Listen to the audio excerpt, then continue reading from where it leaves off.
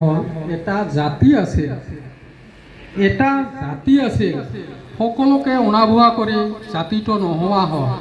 ভাষা সাহিত্য সংস্কৃতি ভৰা জাতিটো কেনেকৈ নোহোৱা হ'ব পাৰে? ভাষা সুধিল জাতিটো কলৈ গ'ল, ক'লে নাজানো। সাহিত্য সুধিল জাতিটো কলৈ গ'ল, সাহিত্যই ক'লে নাজানো মই। সাহিত্য জাতিৰ লগত কোনো সম্পৰ্ক নাই। সংস্কৃতি সুধিল জাতিটো কলৈ গ'ল, সংস্কৃতিয়ে ক'লে কোন জাতি মই নাজানো। ভাষা সাহিত্য সংস্কৃতি আমিয়েই সকলো। আচৰিত, জাতি অবিহনে ভাষা সাহিত্য সংস্কৃতিৰ ঠিকনা থাকিব পাৰেনে? নিজকে কেৱল অকলশৰীয়া যেন লাগে। অন্যায় গ্ৰাস কৰা জাতিটোৰ বেজাৰত বুকুখন দহে। আকাশৰ জানো নিজা ৰং আছে, তেন্তে কোনে নীলা কৰে?